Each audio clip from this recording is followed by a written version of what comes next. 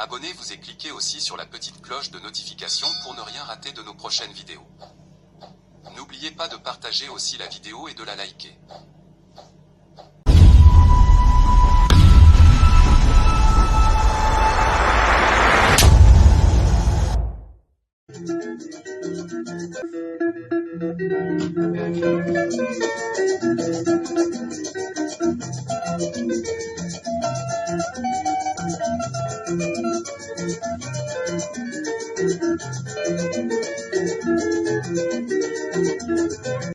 Bonjour, suivez Afro Congo News Sport.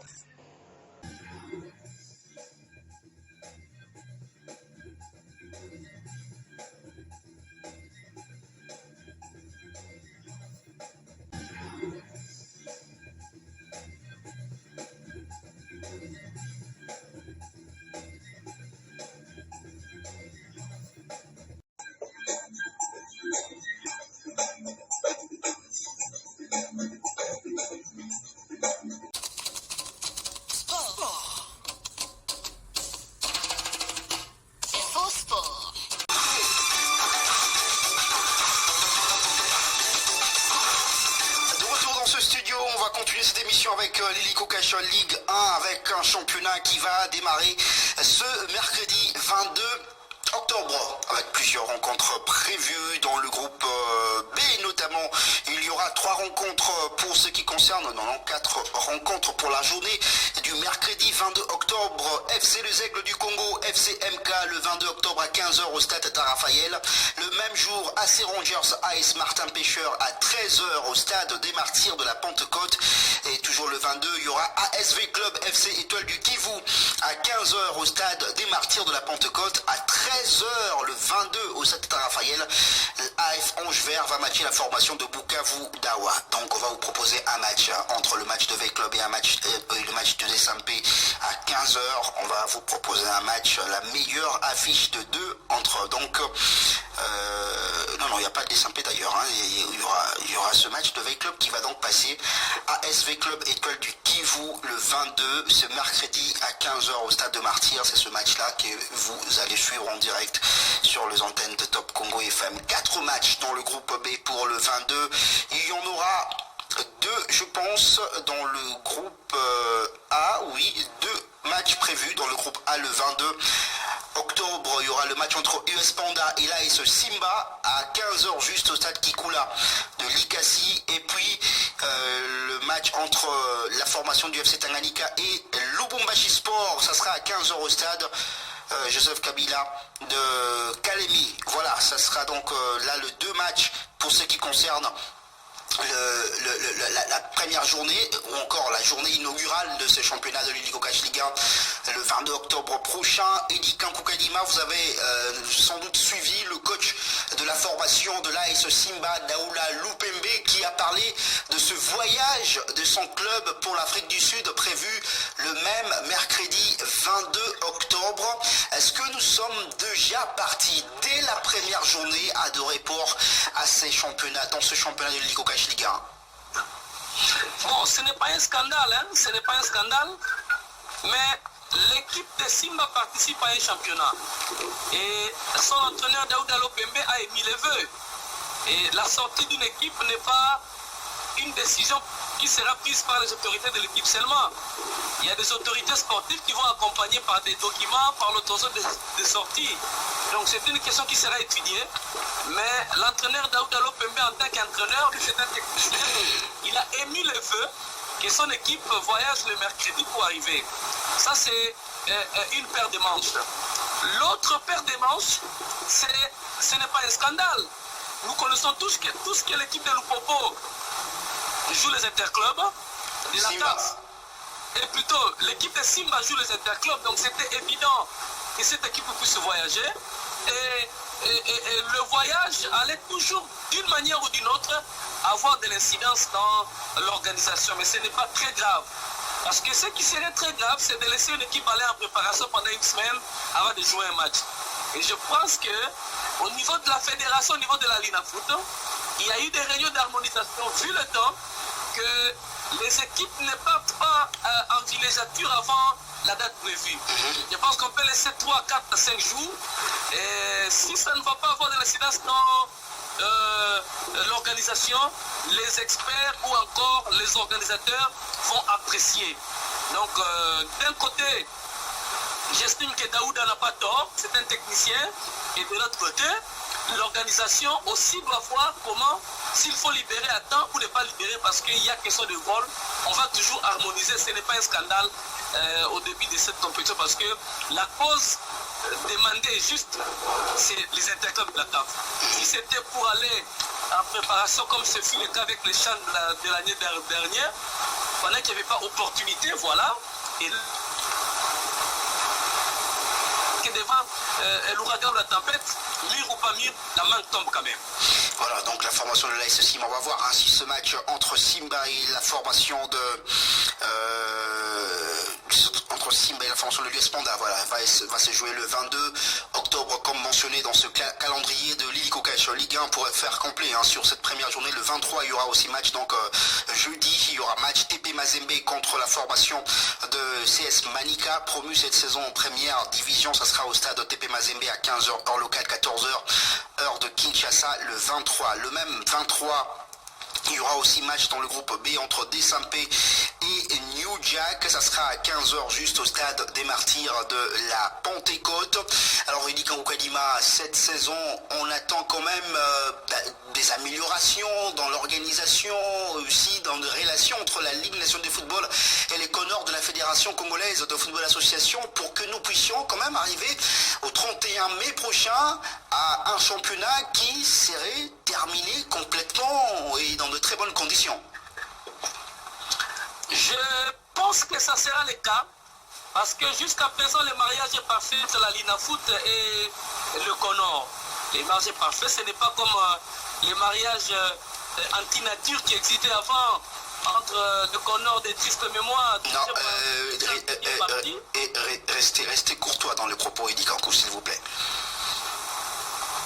Bon, je ne sais pas là où ça blesse, mais si vous Des tristes mémoires, pourquoi vous dites des tristes mémoires?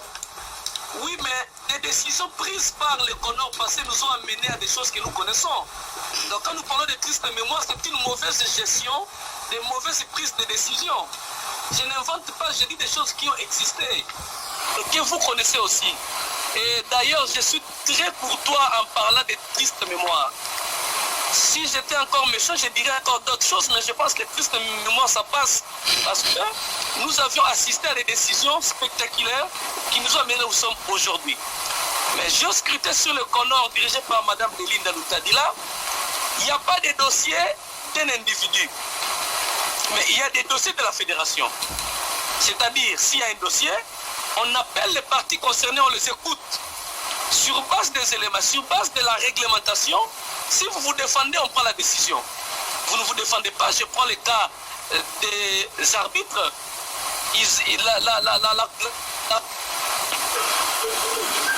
Allô? Allô? Rudy Kankoukadima, est-ce que vous êtes avec nous? Allô? Voilà, on va peut-être rappeler Rudy Kankoukadima pour peut-être une meilleure liaison entre l'endroit où il se trouve et le studio de Top Congo FM pour continuer son analyse sur l'organisation du championnat 2025-2026. Allô Rudy Kankoukadima, est-ce que vous êtes avec nous? Je vous écoute. Voilà. Jusque-là, le mariage est parfait. Et je pense que ça doit continuer de cette manière. Et je félicite les Connors entrants parce que le Connor avec Mme Belinda Lutadila ne reste que sur les textes jusqu'à présent. Sur certaines décisions que j'ai vues, notamment la gestion des cas laissés par les Connors passés, les cas des arbitres avec la désignation des arbitres, passez-moi cette tautologie, pour les matchs de la Linafoot qui pointent à l'horizon. La maman a fait comprendre aux arbitres que lors de l'Assemblée générale dernière, cette question était mise en vieilleuse. Et c'est une question qui peut être débattue que lors de la prochaine Assemblée générale. Bien que les textes de la FIFA disent que l'arbitrage est géré par une commission, mais l'Assemblée générale a pris une décision contraire. Et cette question était mise en vieilleuse. Donc, au niveau du CONO, on a compris que la logique serait que cette question soit débattue lors de la prochaine Assemblée. Et on a appliqué ce qui est réglementaire. Donc, jusque-là, ça marche bien. Et si ça continue de cette manière, nous n'aurons pas des équipes plus fortes qui vont influencer la Linafoot pour que la Linafoot soit contre, plutôt la FECOFA, pour que la FECOFA soit contre la Linafoot. Alors que le championnat est organisé au nom et pour le compte de la fédération. Par contre, s'il y a des petites choses, j'apprécie encore ce qui se passe jusque-là. On appelle toutes les parties prenantes à la situation, on les écoute. Et après avoir écouté les uns et les autres, on interroge les textes. Parce que et la Linafoot, et la FECOFA, et le club, toutes les parties sont esclaves de la réglementation. Et j'estime qu'au niveau de la Linafoot aussi, l'année passée, parce qu'il ne faudrait pas le dire aussi trop, certaines équipes n'ont pas aimé l'arbitrage juste de la Linafoot parce qu'on ne restait que derrière la documentation. Parce que je vous assure, il y a certaines équipes qui veulent prendre des structures de football en otage. Quand ce n'est pas moi, c'est l'autre. Quand ce n'est pas l'autre, c'est l'autre. Mais si nous restons tous derrière les textes, comme ce fut le cas avec la Linafoot de la saison passée, je prends un exemple. Le président Chimanga des Aigles du Congo qui était hostile aux autorités de la Linafoot, mais à la fin, il a été sacré équipe championne. Ça prouve à suffisance que c'est de la grandeur. On ne s'en tenait pas aux critiques, mais à la logique. Et c'est cette logique qui doit caractériser aussi la Linafoot cette saison. Mais seulement, j'attends qu'on puisse me dire que toutes les équipes ont reçu les règlements de la compétition. C'est très nécessaire. Il va falloir insister et taper du poing sur la table. Exactement, surtout qu'il ne reste que 3 jours avant le démarrage du championnat, oui. Pour qu'on ne revive pas ce qu'on a vécu la saison dernière, il a fallu qu'il y ait les Aigles du Congo qui déclarent qu'il n'y avait pas de règlement pour qu'on ait un règlement du championnat. La Linafoot devrait communiquer ou encore envoyer aux différents clubs le règlement du championnat déjà avant le démarrage de cette édition. Selon mes informations, le règlement sera disponible lundi. Donc demain. Demain. Je prie Dieu que les règlements sortent lundi. Déjà, il y a innovation. Moi, je ne sais pas si ils ont fait ça, mais je n'étais pas au courant. Il y a la formation des secrétaires généraux. Secrétaires généraux et des commissaires au match également. Exactement. Ça, c'est très important pour mettre à niveau le secrétaire et le commissaire pour éviter les erreurs dans l'organisation des matchs. Ça, c'est à féliciter. Ça, c'est à féliciter. On a instruit et les dirigeants et les dirigés. Et j'estime que les matières dispensées entrent avec l'organisation et ça va aider beaucoup à ce que le championnat soit meilleur. La question de l'arbitre doit être prise en compte. J'insiste, parce que l'arbitre assure le spectacle pendant 90 minutes. Nous venons tous, et la personne qui nous dirige au stade, les deux équipes, les officiels et le public, c'est l'arbitre. J'ai entendu ça et là, que les arbitres menacent d'aller en grève. J'estime seulement que l'organisateur prendra en considération, va tailler bavette avec les arbitres pour trouver un terrain d'entente, parce que je suis parmi les personnes qui défendent la cause des arbitres. J'estime qu'ils risquent leur vie pendant 90 minutes et ils méritent aussi un traitement décent. Et l'attention des organisateurs, la saison passée, les arbitres étaient payés sur base des recettes des matchs. J'ai parlé avec certaines autorités au niveau du football et au niveau de l'organisation. Je pense qu'ils m'avaient suivi. J'avais dit que ce n'était pas intéressant. Et l'arbitre ne devrait pas être considéré comme quelqu'un qui doit attendre les recettes des matchs. Et si c'est un match déficitaire, donc ça sera une dette pour un arbitre. Et c'est parmi les choses qui fait en sorte que les arbitres soient exposés à des corruptions. C'est pas ça la seule chose. mais je pense que la gestion des arbitres est entre les mains de la Linafoot et qu'on puisse faire en sorte que l'arbitre puisse mériter un traitement décent. Même pas, ça ne sera pas totalement ça, mais que ce soit un traitement de qualité qui va faire en sorte que l'arbitre soit fier de son sifflet, de faire son travail pendant 90 minutes sur le terrain. Les équipes se sont préparées. J'ai vu cette saison, les états-majors, au regard du résultat de la saison passée où les jeunes équipes se sont qualifiées pour les interclubs de la CAF, le cas des Aigles du Congo. Cette saison, les places vont se vendre très très cher. Très très cher. Surtout dans le groupe B. La régulation doit bien faire son travail pour ne laisser que les aspects techniques puissent sur le terrain parler. Et je pense que nous aurons un championnat cette saison, je l'espère, au regard de ce que j'ai comme élément en termes de préparation technique et en termes de préparation auprès de l'organisateur, à la FECOFA, le mariage qui est entre la Linafoot. Et j'estime que nous aurons un championnat de haut niveau cette saison et les matchs sur terrain vont aller. Voilà. J'encourage parce que toutes les personnes me trouvent très critique à l'endroit de la fédération.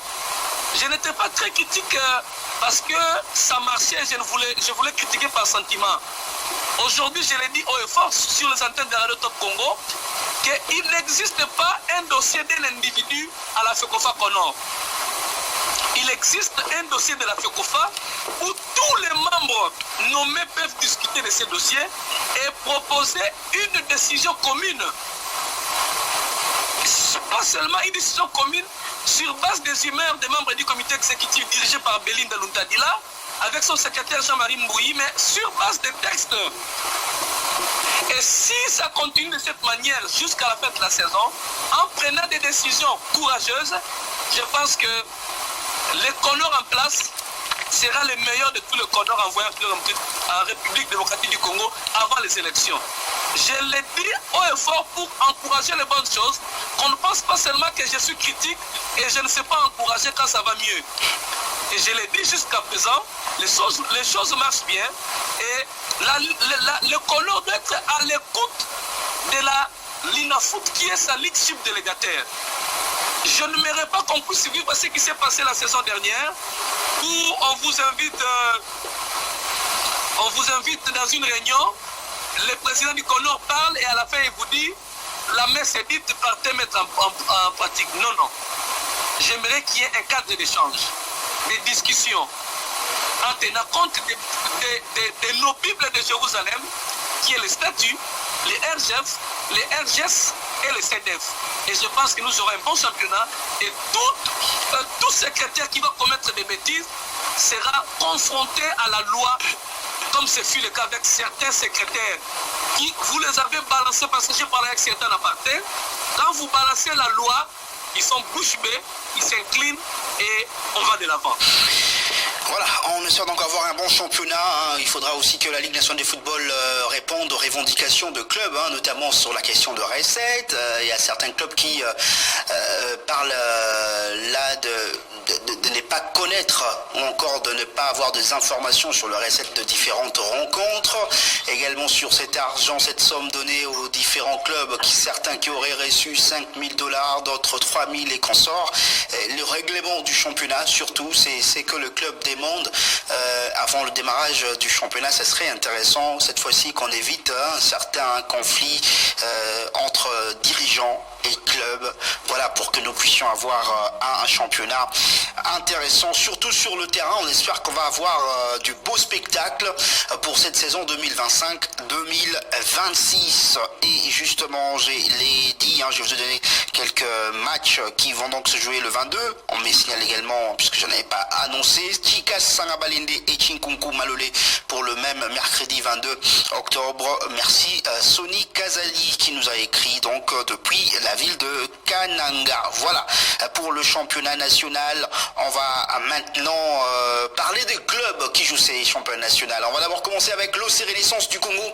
L'OC Renaissance qui a toujours comme président Willy Kindembe réélu aujourd'hui. Il a obtenu 63 voix sur 63 au cours de l'Assemblée Générale qui s'est tenue donc ce dimanche. Willy Kindembe qui va être là pour 3 ans encore à la tête de la formation de l'OC Renaissance du Congo. Je vais d'ailleurs vous proposer d'écouter ses premiers mots. Le mot de Willy Kindembe en tant que président réélu de la formation de l'OC Renaissance du Congo, lui qui va conduire cette équipe. L'OC Renaissance, je vous donne quand même la composition, en tout cas, de son comité. Je rappelle qu'il y avait un confrère journaliste qui avait postulé en tant que secrétaire général de la formation de l'OC Renaissance du Congo, Gilit Basakissa, qui nous fait signe qu'il avait retiré sa candidature pour de raisons personnelles. Alors Willy Kindembe qui obtient le maximum de voix, 63 voix sur 63. Je rappelle qu'au départ, il y avait 2 candidats au poste de président, avec notamment Alain Sepouk qui avait décidé de retirer sa candidature avant la tenue de cette assemblée générale élective aujourd'hui. Donc Willy Kindembe était resté seul au poste de président en tant que candidat, 63 voix sur 63. Comme vice-président, Bokangi Philippe. Comme secrétaire général, finalement, c'est Moboti qui a obtenu 49 voix sur 63. Le poste de secrétaire général adjoint est à pourvoir. Trésorier général Hermès Bamina a obtenu 55 voix sur 63. Premier conseiller Guy Kabembo, deuxième conseiller Mimisiku Masikita, troisième conseiller Mawete Kisombe Abigail, et puis quatrième conseiller Nakweti Jérémy qui a obtenu 35 voix sur 63. Voilà pour ce qui concerne les élections au niveau de l'OC Renaissance du Congo. Ce nouveau comité va donc conduire l'équipe jusqu'en 2028, donc puisque c'est pour 3 ans que ce comité est élu à la tête de l'OC Renaissance du Congo qui va jouer le 21 novembre prochain contre la formation du FC Renaissance du Congo dans ce derby de Renaissance. On va écouter Willy Kindembe, président réélu de la formation de l'OC Renaissance du Congo.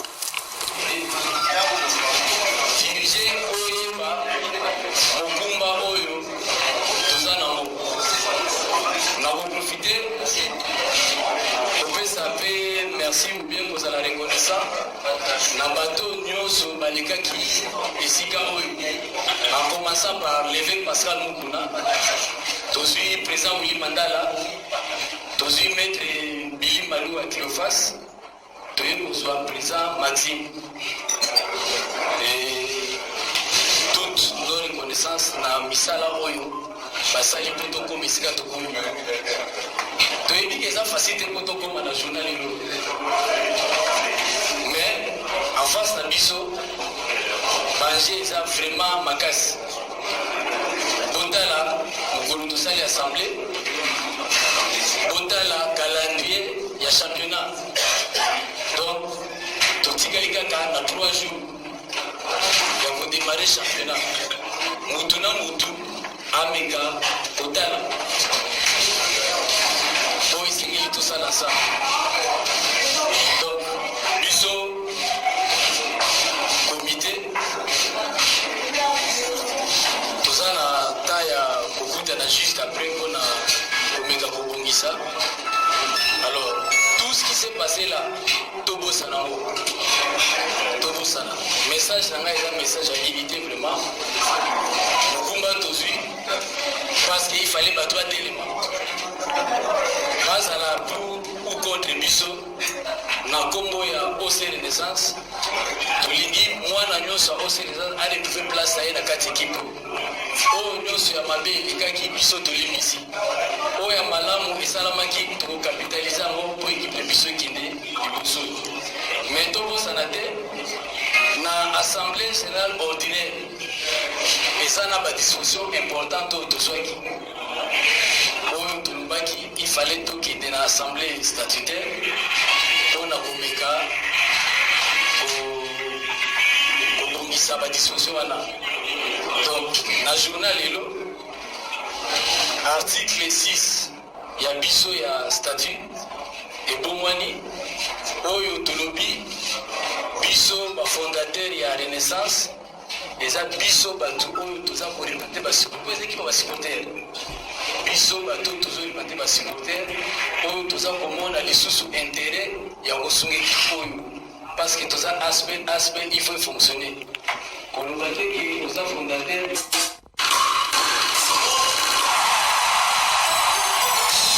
Dans ce studio, je rappelle juste que Lupopo s'est imposé sur le score de 3-0 devant la formation d'Orlando Pirates, son match comptant pour la manche allée du deuxième tour préliminaire de la Ligue des champions de la CAF. Voilà, c'était là donc Willy Kindeme qui est président élu de la formation de l'OC Renaissance du Congo. Là, on va parler du Daring Club Motema Pembe, Desampé qui pour l'instant n'a pas de président élu, n'a plus de président élu, on va dire. On va réformuler. Desampé aujourd'hui.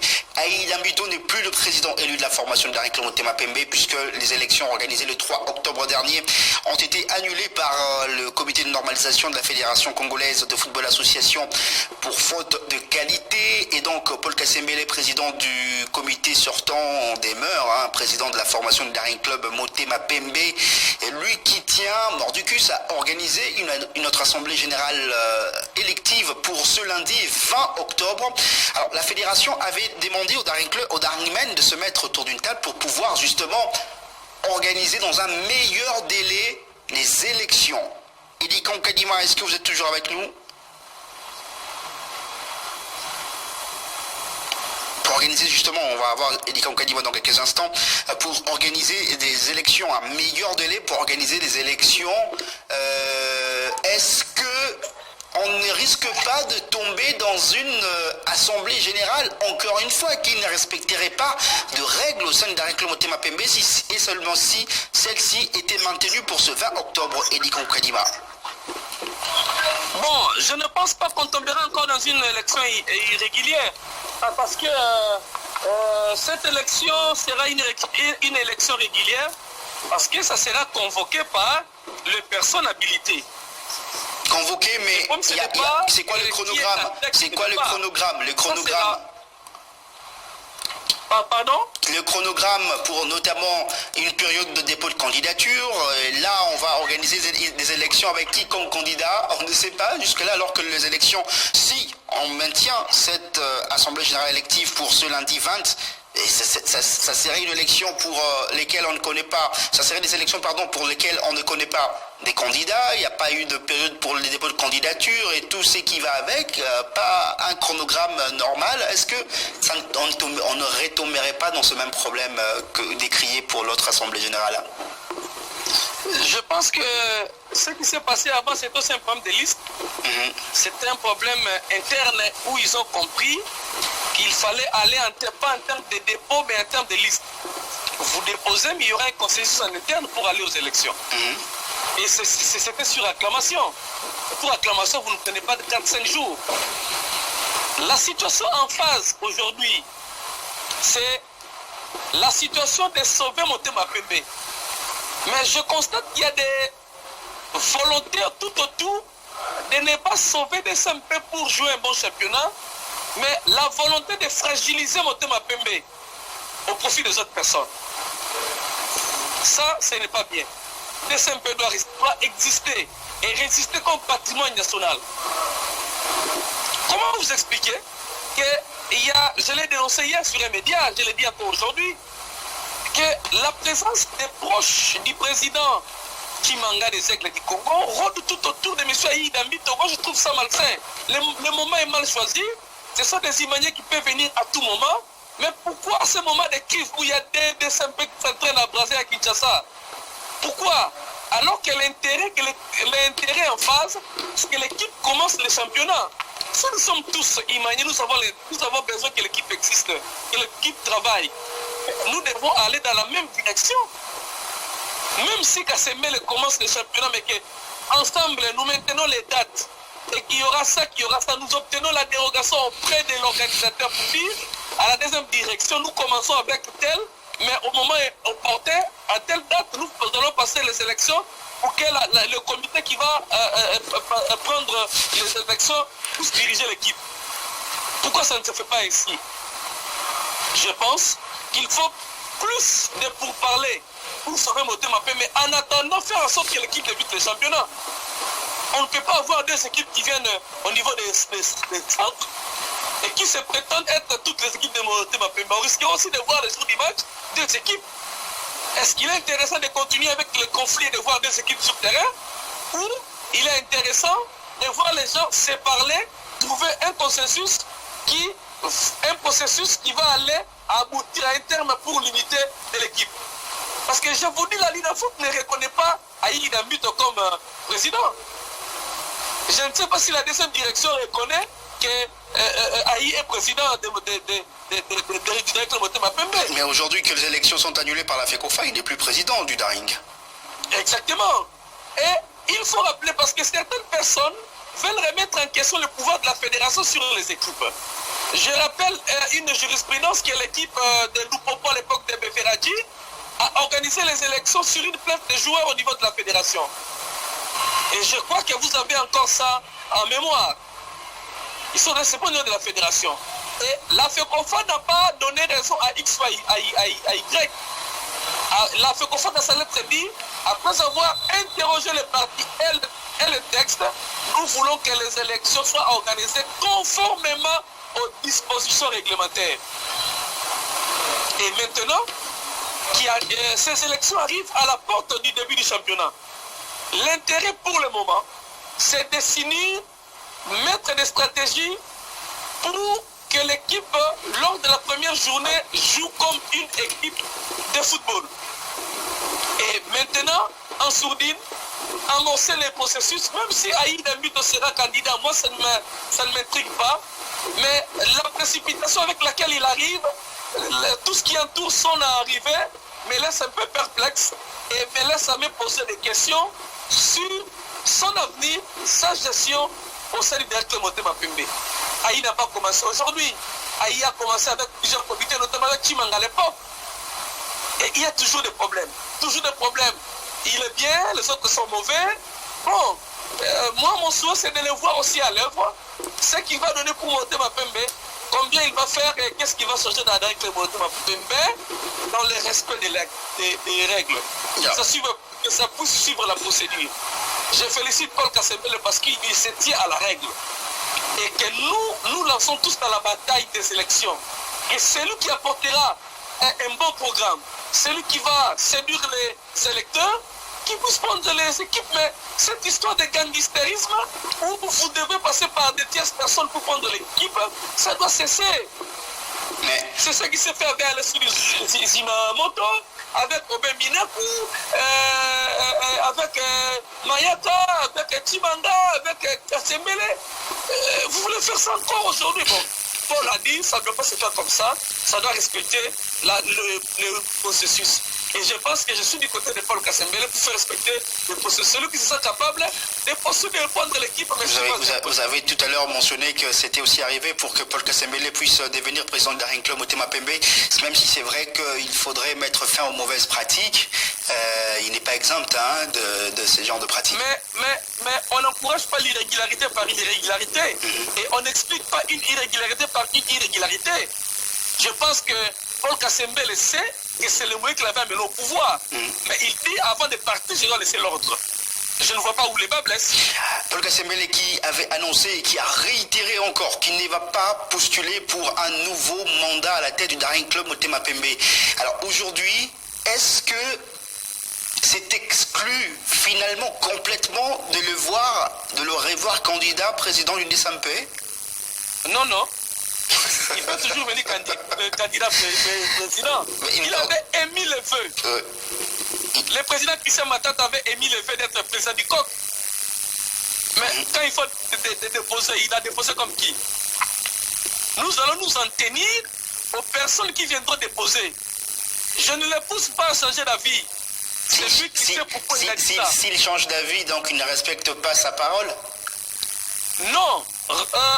Respecter la parole, nous sommes dans le cadre des ASBL. Nous ne tenons pas compte de la parole, mais des textes qui régissent. Je ne le pousse pas à venir, mais s'il est fait, il ne commet aucun forfait, aucun péché. Parce que l'homme est appelé à évoluer. Je peux prendre une décision aujourd'hui, demain, vu l'évolution, je dis que je peux aussi changer. Et il y a une expression française qui dit « ce ne sont que les imbéciles qui ne changent pas ». Mais si le texte de Motema Pembe nous renseigne que celui qui avait émis l'intention de ne pas postuler et qu'il postule, à ce moment-là, il sera condamné. Mais les textes ne nous disent pas ça. Toute personne peut venir postuler. Et si Kassembe estime qu'il peut postuler, moi, je ne vois pas là où les bas blessent. Encore, toute personne imanière qui estime qu'il peut postuler, il peut toujours venir postuler. Voilà, on va mettre un terme donc à ces dossiers concernant le Daring Club Motema Pembe avec des élections attendues. Alors s'il se maintenu pour demain, on ne sait pas, mais on va y tenter d'avoir Paul Kasembele pour confirmer ou pas la tenue des élections au sein de Daring Club Motema Pembe ce lundi 20 octobre 2025. Je rappelle le format du championnat de l'Hélico Cash Ligue 1 pour cette saison. C'est 30 clubs qui prennent part à cette compétition, 15 dans le groupe A, 15 dans le groupe B. À l'issue de la première phase, donc la phase classique, seuls les 4 clubs vont se qualifier. 4 premiers clubs vont se qualifier dans chaque groupe pour la phase de play-off qui n'aura que 8 clubs. Il n'y aura pas du tout de play-down. Les 4 derniers clubs classés à l'issue de la phase classique dans le 2 groupes vont directement être relégués en division inférieure. Et voilà donc le champion va sortir de cette phase de play-off qui n'aura que 8 clubs. Voilà pour ce qui concerne l'Hélico Cash Ligue 1. On va passer aux Léopards de la République démocratique du Congo. Oui, qui vont bel et bien être présents au barrage des éliminatoires de la Coupe du Monde 2026. Ils n'ont pas réussi à terminer premier et se qualifier directement pour cette Coupe du Monde 2026. C'était compliqué, oui, la mission était très compliquée, voire impossible, puisqu'il fallait espérer lors de la dernière journée une défaite du Sénégal à domicile contre la Mauritanie et gagner à Kinshasa contre le Soudan. Ils ont bien gagné à Kinshasa contre le Soudan 1-0 grâce à Théo Bongonda, mais ils n'ont pas vu le Sénégal être battu par la Mauritanie. Le Sénégal qui s'est d'ailleurs largement imposé devant la Mauritanie sur le score de 4-0. Le Sénégal qualifié pour la Coupe du Monde 2026. La RDC qui occupe la 11e place au niveau africain dans le classement FIFA, va affronter lors de ce barrage en demi-finale le Cameroun, 2e pays le mieux classé pour ce qui concerne les pays qualifiés pour le barrage. Et l'autre match va opposer le Nigeria au Gabon. Les 2 demi-finales de barrage au niveau africain vont se jouer le 13 novembre prochain. Ça sera au Maroc. Et puis la finale qui va opposer le vainqueur de 2 demi-finales aura lieu le 16 novembre. Ce match va se jouer également au Maroc. Le vainqueur de la finale va représenter l'Afrique au niveau de barrage à l'international, où on connaît déjà 2 de 6 pays qualifiés, puisque je le rappelle, il y aura 6 pays seulement qui vont jouer ces barrages au niveau international. Un pays venant de l'Afrique, un pays venant de l'Asie, un pays venant de l'Océanie, un pays venant de l'Amérique du Sud, et puis un pays venant de l'Amérique du Nord, centre, et plutôt 2 pays venant de l'Amérique du Nord, centre, et puis le Caraïbe, donc la CONCACAF. Pour l'Afrique, c'est pas encore connu, mais on connaît déjà 2 pays qualifiés pour ce barrage au niveau international. Et il y a notamment pour l'Asie, pour l'Amérique du Sud, il y a la Bolivie. Pour l'Océanie, il y a la Nouvelle-Calédonie. Ce sont les 2 pays déjà qualifiés. Et puis pour l'Asie, il y aura soit l'Irak, soit les Émirats Arabes Unis. Les 2 pays vont se croiser au mois de novembre pour déterminer le pays qui représentera l'Asie dans ces barrages au niveau international. Et au niveau de la CONCACAF, là, c'est pas non plus connu. Les 2 pays ne sont pas encore connus. On devrait avoir peut-être la Jamaïque ou Suriname, mais bon, c'est pas encore connu. On va attendre comment ça va se passer pour ces barrages au niveau international. On aura le 2 pays le mieux classé au classement FIFA. Ça sera au mois de mars prochain. Donc le dernier classement FIFA qui sera publié, on tiendra compte de ces classements-là pour le barrage au niveau international. Les 2 pays le mieux classés ne vont pas jouer le premier match. Donc ils vont rester 4 pays. Les 4 pays vont s'affronter. Donc 2, ça donnera comme une sorte de demi-finale. Et puis les 2 pays qui vont sortir de ces 2 matchs-là, un pays va affronter un pays mieux classé et l'autre pays va affronter l'autre pays mieux classé pour 2 finales et les 2 qui vont remporter les 2 finales vont donc être les 2 derniers qualifiés pour la Coupe du Monde 2026. Voilà, on va revenir, si tu ne connais près bien sûr, à la conférence de presse du coach Sébastien Desabre qui était en conférence de presse justement après cette victoire face au Soudan, ce match remporté sur le score d'1-0 grâce à Théo Bongunda qui a marqué l'unique but de la partie à la 29e minute. C'est vrai que l'équipe nationale de la RDC a tendance à ne plus évoluer du tout depuis un temps avec un jeu qui n'est pas trop attrayant et voilà, c'est vrai que le résultat final c'est ce qui compte plus, mais on sent que l'équipe nationale de la RDC doit vraiment se réveiller avant la CAN qui commence au mois de décembre prochain, puisque ce n'est vraiment plus avec le même esprit qu'on voit les Léopards jouer. Quand Sébastien Desabre était arrivé en équipe nationale de la RDC, on avait senti une équipe qui était mourante, mais qui avait repris la vie grâce à Sébastien Desabre. Son arrivée avait boosté l'équipe nationale de la RDC qui a fait une remontada spectaculaire pour aller arracher la qualification à la CAN 2023. Une bonne CAN également avec un esprit de bagarreur dans le chef de Léopards de la RDC qui ont fait très bonne impression en Côte d'Ivoire, mais depuis on a senti une équipe de la RDC qui a tendance à régresser au lieu d'évoluer ou encore à stagner au lieu d'évoluer. On espère que les Léopards vont reprendre leur meilleure forme sous les meilleurs jours de Sébastien Desabre en équipe nationale de la République démocratique du Congo. Voilà, on espère en tout cas que tout ira bien pour les Léopards. On va prendre Sébastien Desabre, le coach de la République démocratique du Congo. On va écouter sa réaction, plutôt sa conférence de presse. On me dit que c'est pas encore prêt, donc sa conférence de presse après le match contre le Soudan. Mais je veux aussi apporter une précision concernant le prime, puisqu'il y a de rumeurs qui circulent qui disent que la FIFA aurait donné de l'argent au pays déjà dès la phase éliminatoire pour la Coupe du Monde 2026, ce qui est complètement faux, puisque les pays n'obtiennent de primes que après leur participation ou leur qualification à la Coupe du Monde.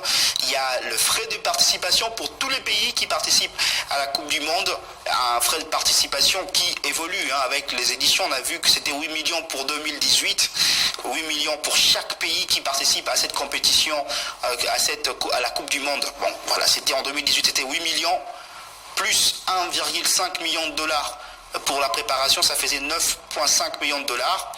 Et puis en 2022, c'était 9 millions de frais de participation à la Coupe du Monde, plus 1,5 million de dollars de préparation, ça faisait 10,5 millions de dollars pour tous les pays qui participaient à la Coupe du Monde. C'était le montant minimum qu'obtenaient tous les pays qui ont participé à cette Coupe du Monde 2022, puisque le champion avait reçu 41 millions d'euros. Donc l'Argentine, alors que la France en 2018 avait remporté 38 millions d'euros. Voilà, on voit que ça a tendance à augmenter à chaque édition. On espère que ça sera encore plus pour 2026. Voilà pour ce qui concerne le prime. Je ne sais pas si on peut prendre le son du coach Sébastien Desabre maintenant après la rencontre face au Soudan, match remporté sur le score d'1-0 par la République démocratique du Congo. Sébastien Desabre qui est notamment revenu sur les barrages des éliminatoires. Je sais pas si on va prendre une pause, peut-être s'il y a un petit souci. Sébastien Desabre qui est notamment revenu sur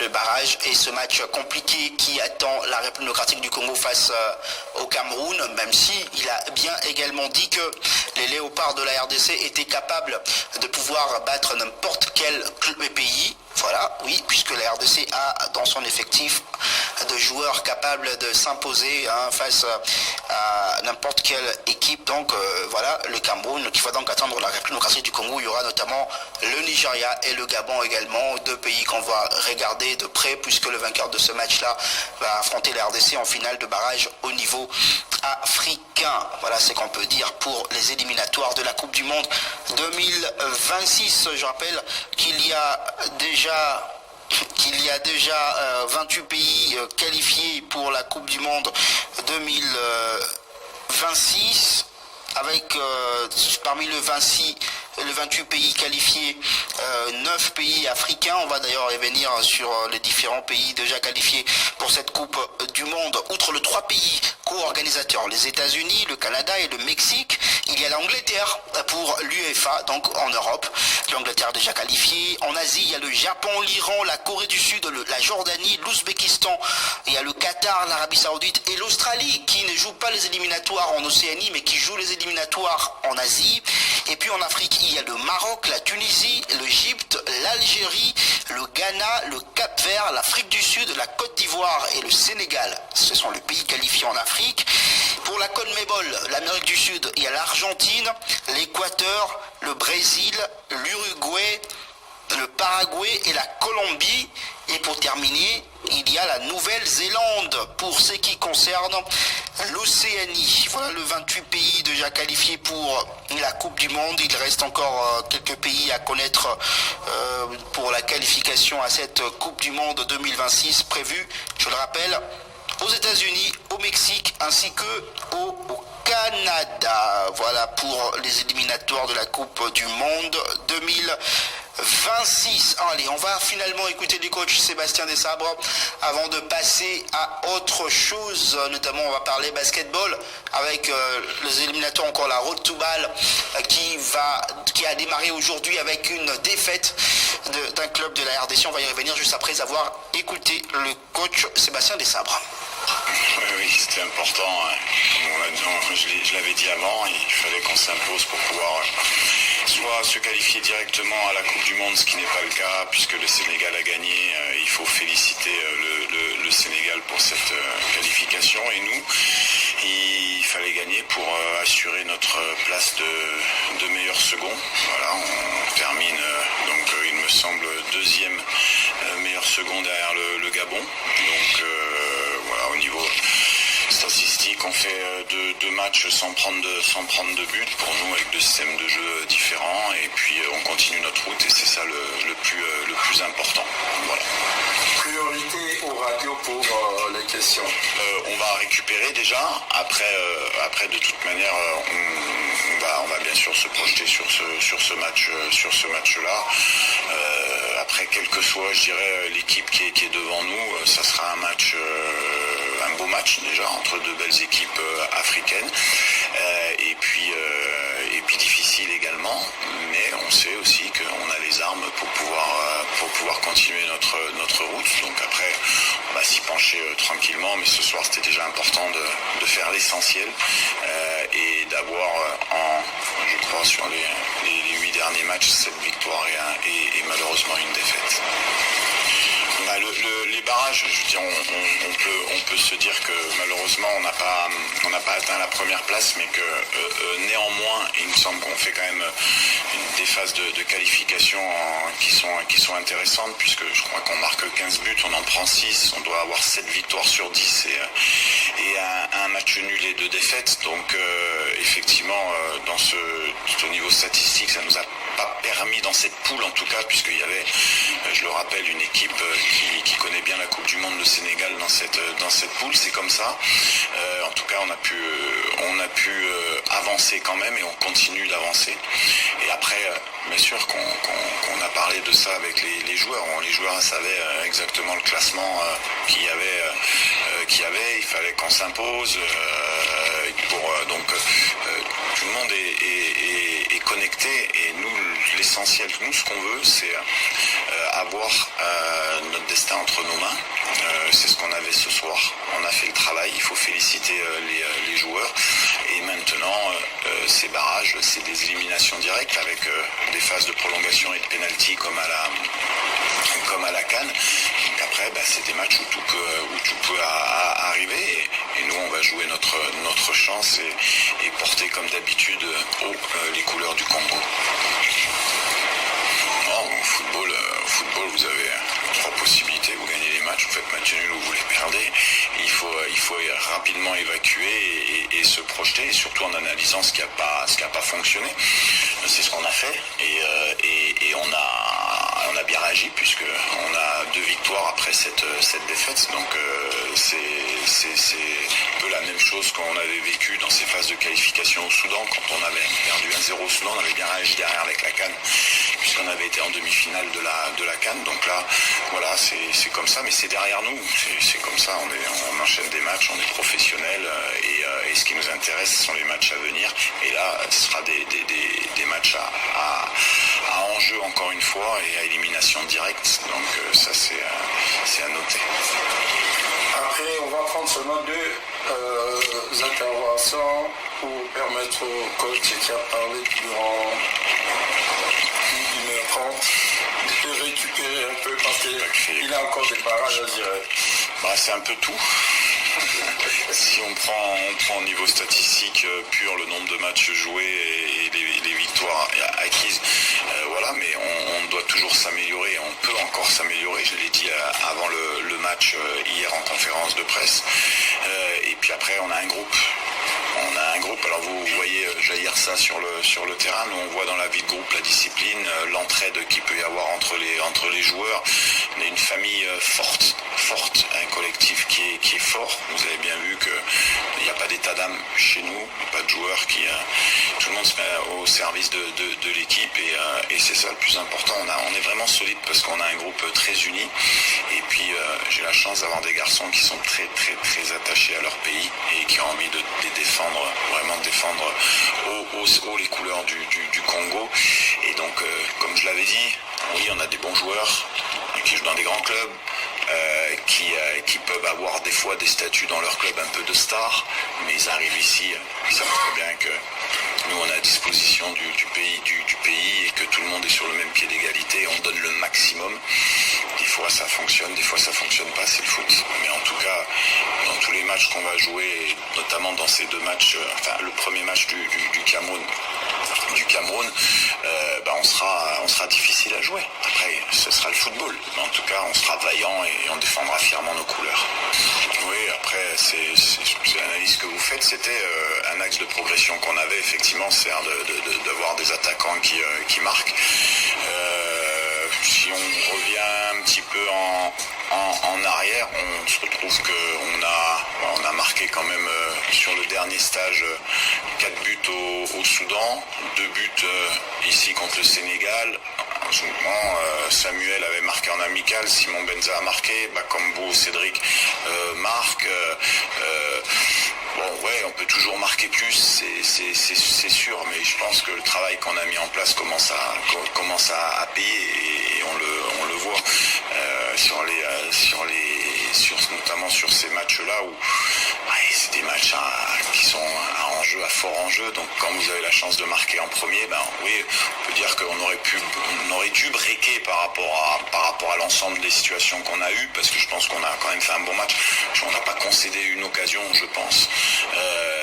Voilà. Après c'est toujours un axe de progression dans toutes les équipes, parce qu'au final, je pense que c'est la chose la plus difficile à faire au football. C'est d'arriver. Il y a des stratégies d'équipe défensive qui sont mises en place, donc voilà. Mais en tout cas, on a un profil d'équipe qui est assez intéressant parce qu'on peut changer de système de jeu maintenant, ce qui n'était pas le cas avant. On a travaillé depuis quelques temps, même si on ne les avait pas mis sur les matchs. Nous, dans les stages, on se réservait des moments où on travaillait à 3, en 3-5-2, en 3-4-3, on avait anticipé ces moments-là. Et ça, c'est un peu le travail que vous voyez pas, mais on essaye d'avancer.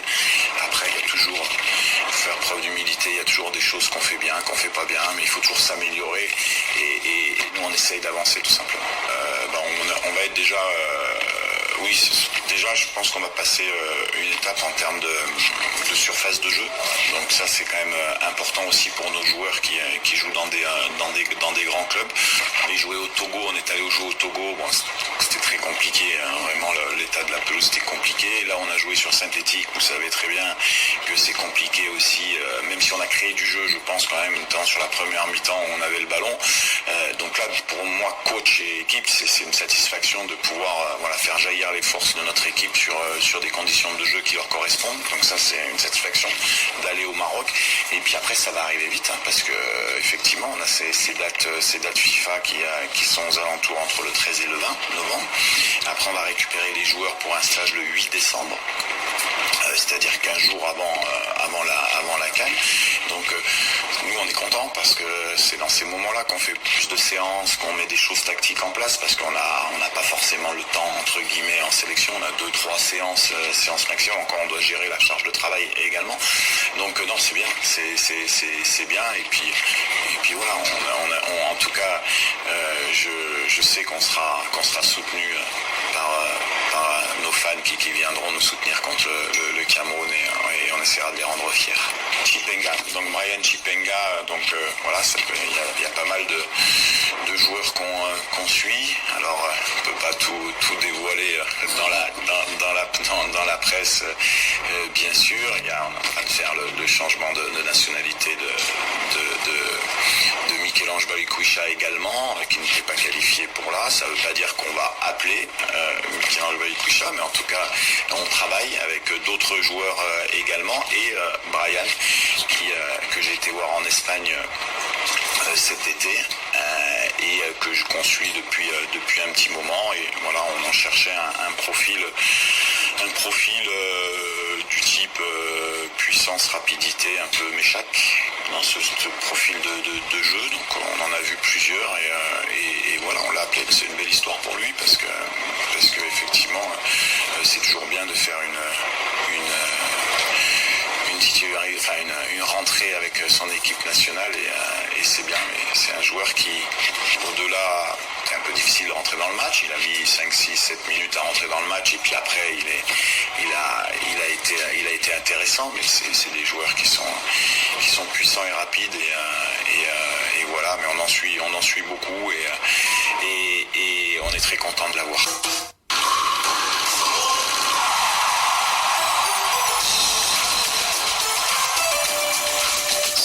C'était là le coach de l'équipe nationale de la RDC, Sébastien Desabre. Je rappelle que lors de ces barrages internationaux, intercontinentaux, il n'y aura pas de pays européens, il n'y aura pas de pays de l'UEFA aux barrages intercontinentaux. Mais il faut d'abord aller chercher la qualification au niveau africain avec ces grands pays de football africain. Le Cameroun que nous allons affronter, que la RDC va affronter le 13 novembre avant d'aller chercher le vainqueur du match entre le Nigeria et le Gabon. Allez, on va quitter le foot pour parler basketball dans cette émission. On va d'ailleurs pour l'occasion aller au gymnase de la police nationale congolaise de Kinshasa pour retrouver Timothée David Luemba dans quelques instants pour nous parler de cette première de fête de la formation de New Gen devant Mwanda Bébé du Gabon, 73 pour Mwanda, 67 pour la formation de New Gen de Kinshasa, la RDC ou encore Kinshasa qui abrite pour la toute première fois de son histoire la Road to Bâle, cette compétition de club au niveau africain. Il y a aussi les éliminatoires de la WBLA Women's Basketball League Africa avec 4 clubs, 2 de la RDC, 2 du Cameroun. Pour s'y concerne la Road to Bâle, 3 clubs, New Gen de la RDC, Mwanda Bébé du Gabon ainsi que New Tech de la République centrafricaine. Ça a déjà mal commencé pour New Gen de la RDC, battu par la formation de Mwanda Bébé sur le score de 73 à 67.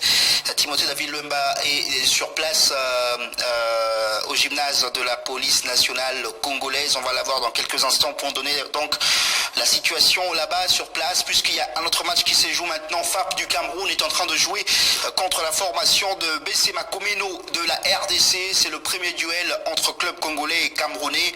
Après ça, il y aura le match entre CNCS de la RDC et Overdose du Cameroun, toujours chez les dames.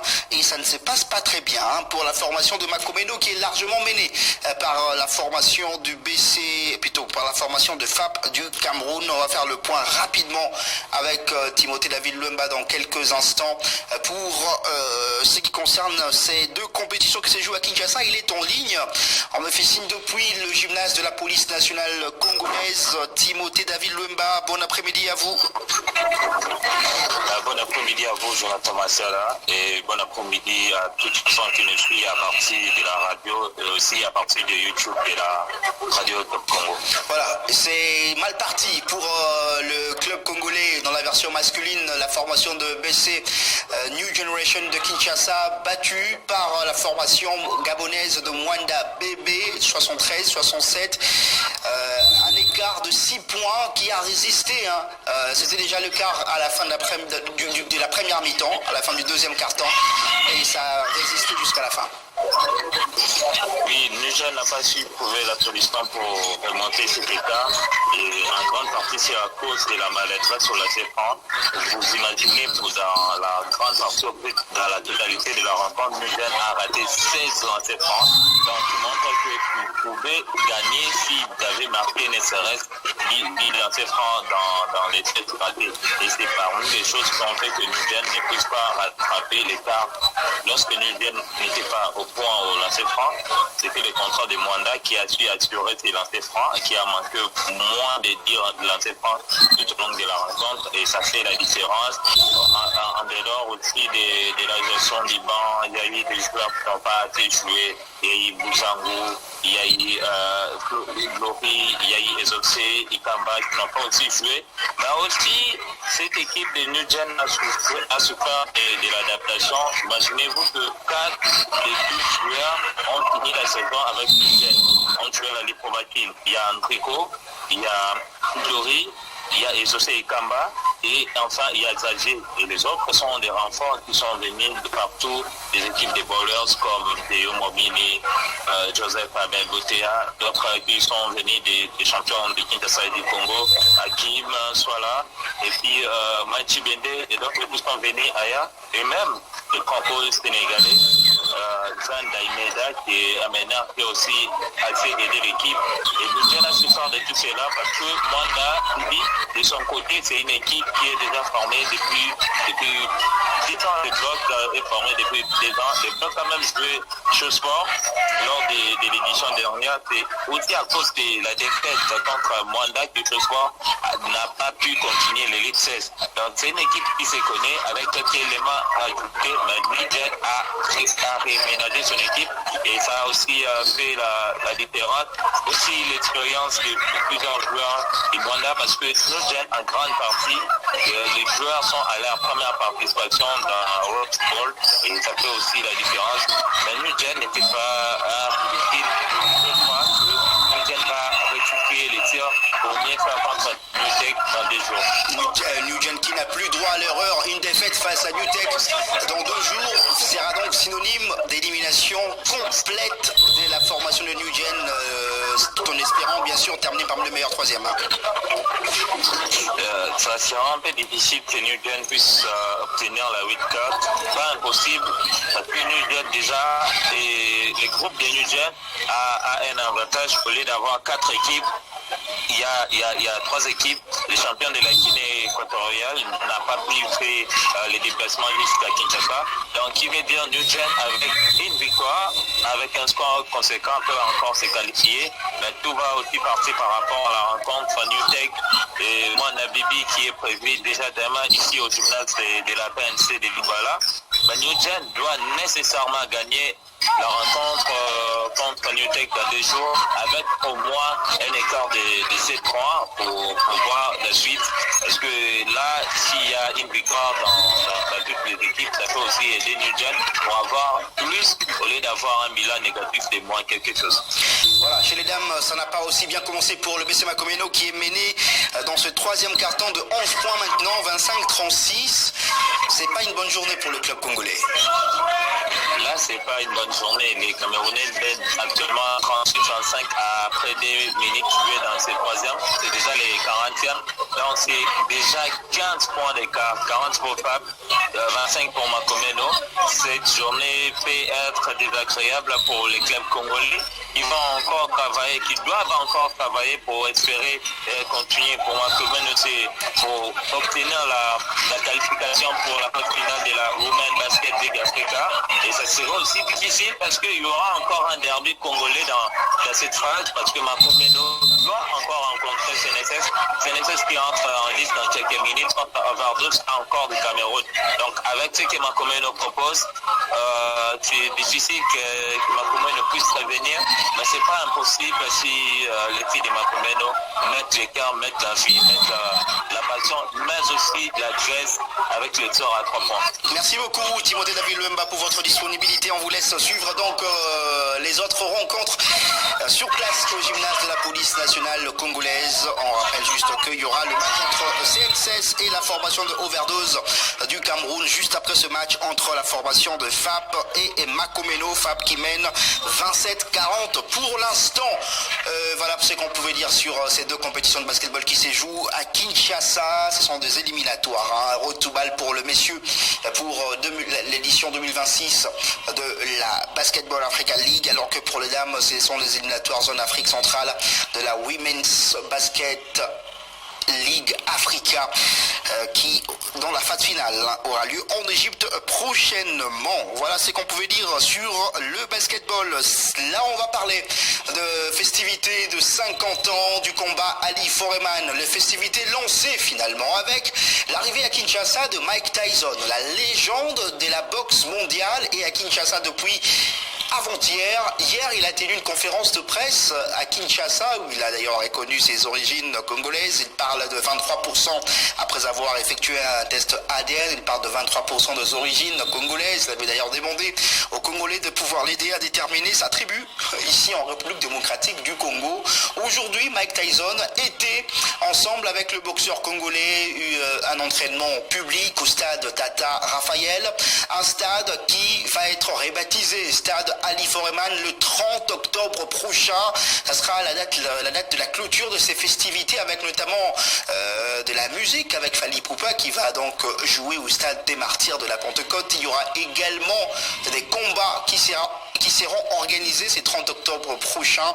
On va d'abord écouter Deo Kasongo, qui est directeur général de Divo, le groupe Divo qui organise ces festivités en collaboration bien sûr avec la Fédération de boxe de la République démocratique du Congo, puisque hier au cours de cette conférence de presse il y avait une co-animation. Il y a eu Deo Kasongo du groupe Divo, il y a eu Ferdinand Ilunga Luyoyo, président de la Fédération de boxe de la RDC. Mike Tyson était là ensemble avec son manager Franchi, et il y a eu également d'autres personnes qui étaient présentes au cours de cette conférence de presse. On écoute Deo Kasongo, on se retrouve tout juste après. Bénir le nom de Jésus, parce que vous ne pouvez pas imaginer tout ce que l'on a fait pour arriver à ça. Et je rends grâce à Dieu parce qu'il est puissant. Je remercie le président de la République, son excellence Félix Antoine Tshisekedi, qui m'a fait confiance et qui m'avait signé de sa main un mandat spécial pour organiser tout ce que je suis en train de réaliser aujourd'hui. Je voudrais aussi remercier les personnes qui vraiment, je voulais qu'ils soient vraiment à mes côtés, à nos côtés aujourd'hui. Et voilà, c'est le ministre des Soirées de Cire, Didier Moutingoua. Je voulais remercier enfin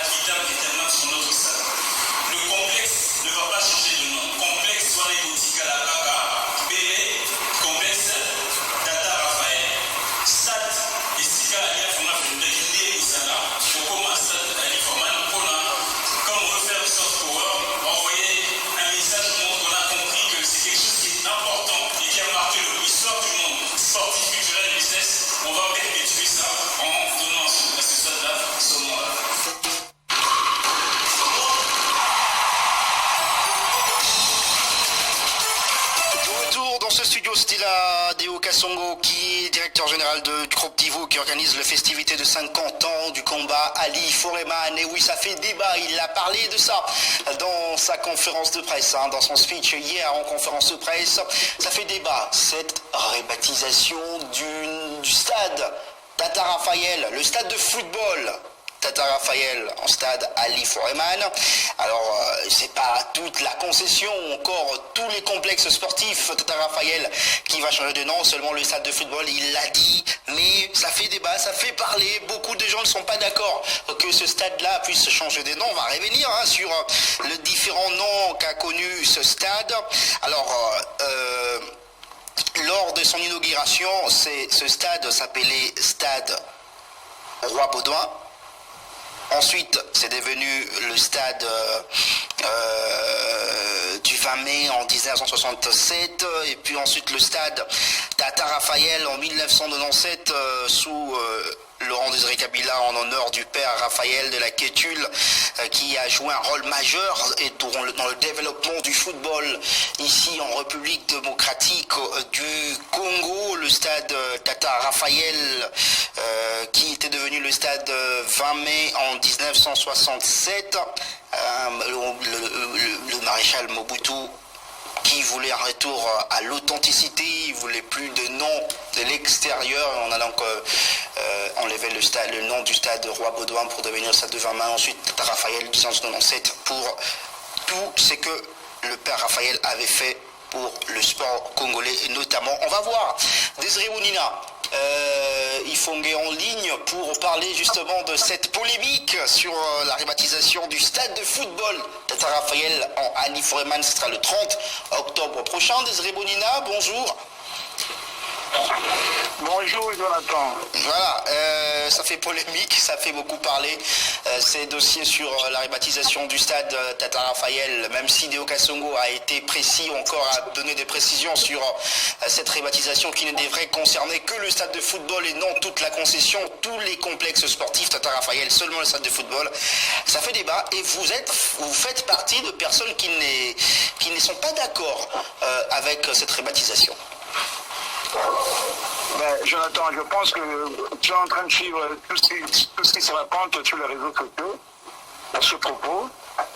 Tu vois la position des uns et des autres. Tu comprends évidemment que, en tout cas, 99% des Congolais, personne n'est d'accord avec le projet-là. Parce que moi, de mémoire des sportifs, je ne sais pas. Peut-être toi, de mémoire des journalistes sportifs, tu dois en avoir une idée, mais moi, de mémoire des sportifs, je ne connais pas un seul stade, parce que le stade est composé de plusieurs compartiments. Il y a les tribunes, il y a les vestiaires, il y a les pourtours que nous appelons pour le public et tout, et l'aire des jeux. Je ne sais pas si toi, de mémoire de journalistes sportifs, tu connais un seul stade au monde où le terrain porte un nom et l'ensemble de l'infrastructure porte un autre nom. Je ne sais pas. En tout cas, si nous voulons inventer la roue, on n'a pas besoin d'inventer la roue. Dans ton introduction, tu as tout dit pratiquement sur Père Raphaël. Père Raphaël, si le football, je parle bien du football organisé, parce que sûrement que le football se jouait, mais de manière non organisée. Mais quand je fais allusion au football organisé, c'est-à-dire qu'on a commencé à jouer au football sur la base des règlements, ainsi de suite, c'est ce papa-là, c'est ce père-là, au regard des témoignages que nous avons reçus sur lui, de la part, par exemple, de notre vieux Roger Wawa, de notre vieux Félix Mélanicien, l'ancien opérateur avec le papa Thésolini et tout, il nous a raconté, tout élève qui était, comment il voulait transporter les pierres, amener au lieu où le stade devait être construit. Donc c'est ce papa-là, ce père-là, qui a su pas à pas comment ce stade devait être construit. C'est lui le bâtisseur, c'est lui qui a construit ce stade-là, c'est lui. On ne doit pas suivre ce que le président Mobutu à l'époque avait fait parce que c'était par rapport à un contexte donné.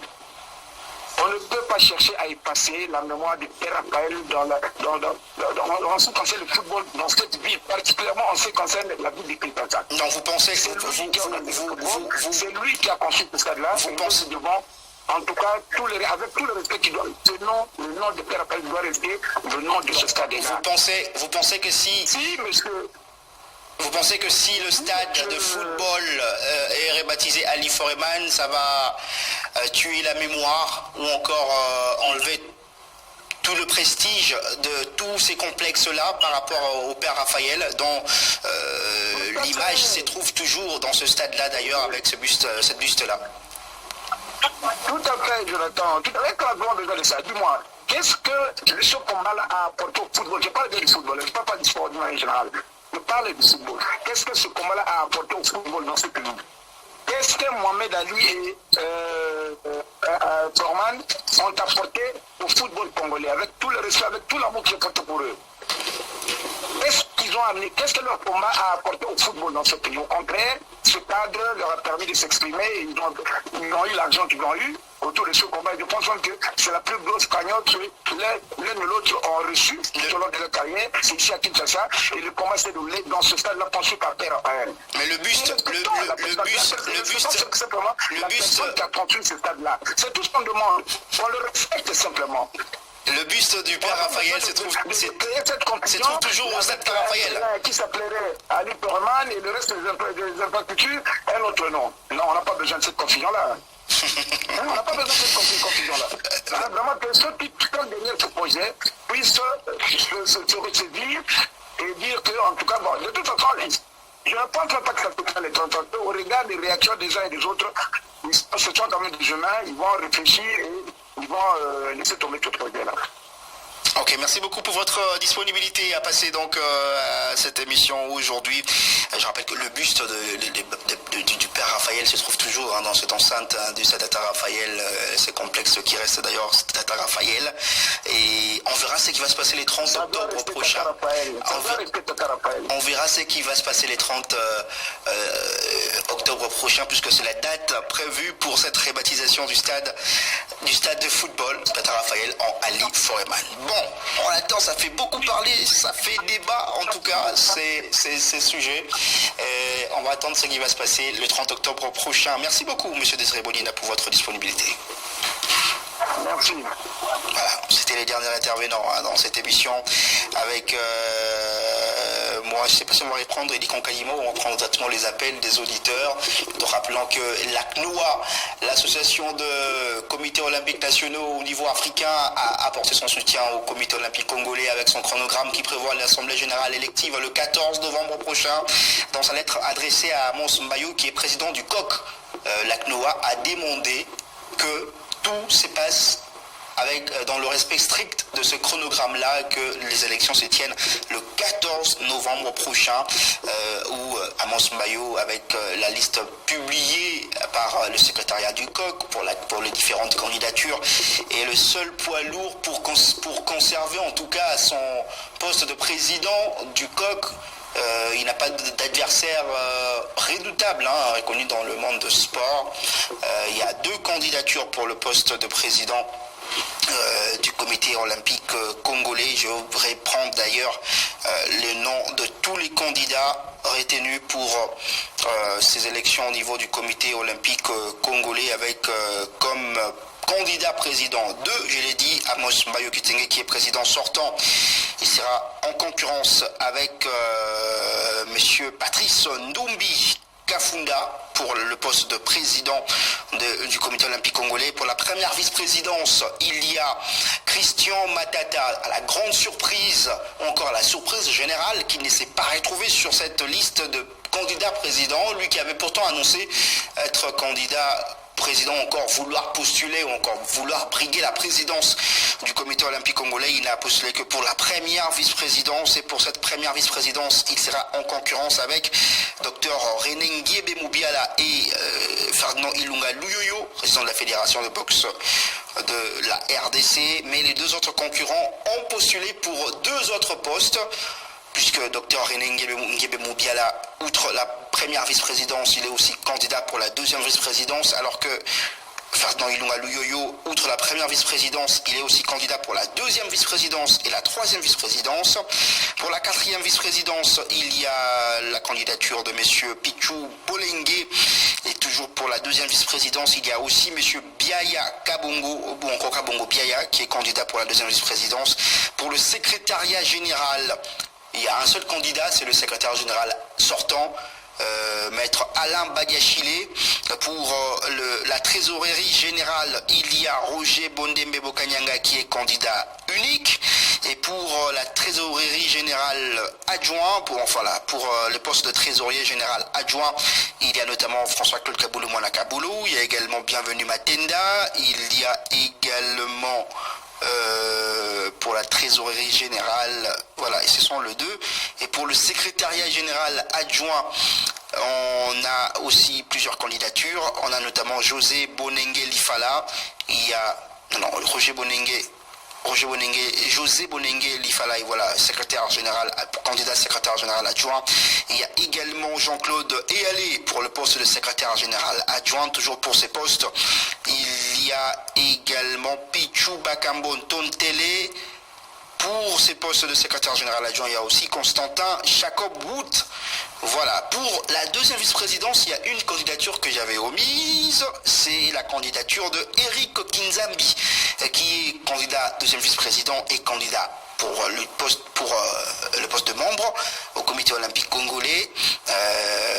Eric Kinzambi qui est président de la fédération de lutte et associé de la République démocratique du Congo. Et pour justement des personnes qui ont postulé comme membres, il y a Désiré Bonina Ifongue, il y a Marie-Josée Mike Chifuchi, il y a également Madeleine Ekenewa Mauluka, il y a également Nzaou Wanzaou, Antoinette Nsamba Kalambaï comme membre également. Je parle d'Eric Kinzambi qui est aussi candidat membre, tout comme Pichou Bakambo Ntontele, comme candidat membre également Freddy Lakombo de la Fédération de Karaté. Il y a également Médard Lomboto comme candidat membre, sans oublier Jacob Wood également, qui outre le poste de secrétaire général adjoint, il a aussi postulé pour être membre du COC. Candidat membre, il y a Taou Atiani, voilà. Sylvestre Motayo également candidat membre. Georgette Mwimba Rissassi, candidate membre. Patricia Bitota, candidate membre également. Et puis Marie-Pierre Comichello comme candidate membre. On va donc voir au-delà du 14 novembre prochain qui seront élus au niveau du comité exécutif du comité olympique de la République démocratique du Congo.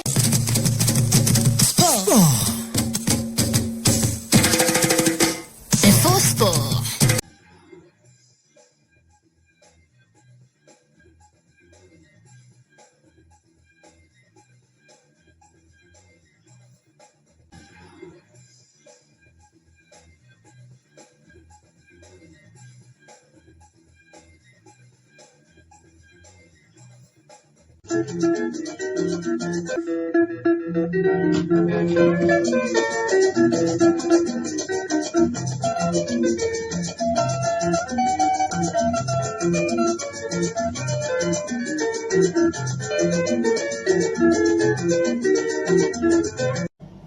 Abonnez-vous et cliquez aussi sur la petite cloche de notification pour ne rien rater de nos prochaines vidéos. N'oubliez pas de partager aussi la vidéo et de la liker.